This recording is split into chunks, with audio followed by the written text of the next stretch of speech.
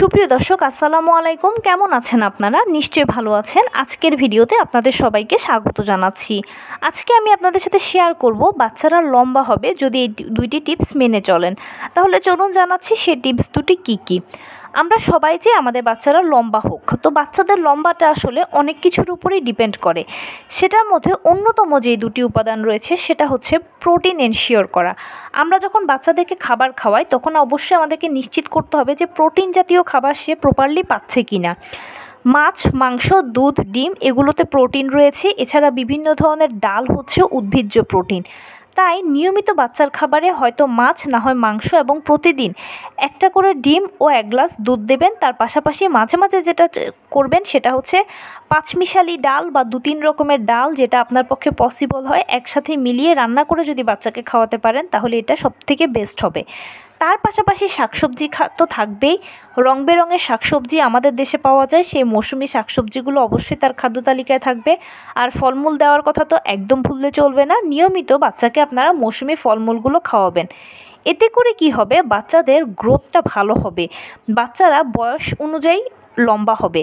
কারণ কি, প্রোটিন বাচ্চাদের লম্বা করতে সহায়তা করে, বাচ্চাদের বৃদ্ধিতে সহায়তা করে। হাড়, মাসেল এগুলো গঠনের ক্ষেত্রে প্রোটিনের কিন্তু কোনো বিকল্প নেই। তাই প্রোটিনটা বাচ্চাকে নিয়মিত আপনারা এনশিওর করবেন। তার পাশাপাশি যেটা করতে হবে সেটা হচ্ছে যে অতি অবশ্যই বাচ্চাকে খেলাধুলো করা, দৌড়াদৌড়ি করার সুযোগ দিতে হবে।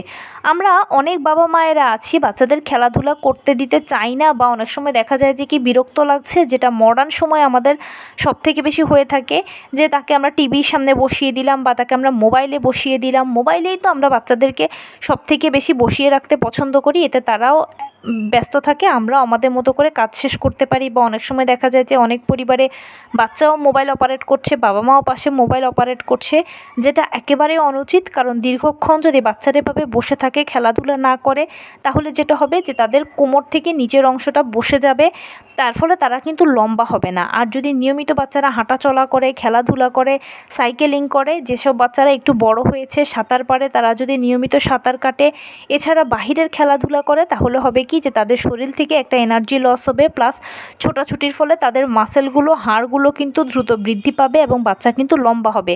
তাই অবশ্যই বাচ্চাকে খেলাধুলায় উৎসাহিত করবেন, বাচ্চাকে বেশি বেশি করে খেলাধুলাতে অনুপ্রাণিত করবেন, খেলাধুলা করার সুযোগ দেবেন এবং প্রোটিনটা এনশিওর করবেন। ইনশাল্লাহ এই দুটো টিপস মেনে চললে 100% গ্যারান্টি দিচ্ছি আপনার বাচ্চার লম্বা হওয়া নিয়ে আপনাকে আর কোনো টেনশন করতে হবে না। তো এই ছিল আজকের ভিডিও। কেমন লাগলো বলুন। যদি ভালো লেগে থাকে ও হেল্পফুল হয়ে থাকে তাহলে প্লিজ লাইক, কমেন্ট, শেয়ার করতে একদম ভুলবেন না। আর সেই সাথে আমার চ্যানেলটিকে সাবস্ক্রাইব করার বিনীত অনুরোধ রইল। পাশে থাকা বেল আইকনটি ক্লিক করে দেবেন যেন আমি ভিডিও আপলোড করার সাথে সাথে আপনারা নোটিফিকেশান পেয়ে যান। যদি কোনো প্রশ্ন থাকে কমেন্টসে জানাবেন, আমি রিপ্লাই দেব। প্লাস যদি কোনো পরামর্শ থাকে যে কোন বিষয়ের উপরে ভিডিও বানালে আপনারা উপকৃত হবেন সেটাও জানাবেন। আমি আপনাদের পছন্দের সর্বোচ্চ প্রায়োরিটি দেব। ভালো থাকবেন, সুস্থ থাকবেন। আসসালামু আলাইকুম।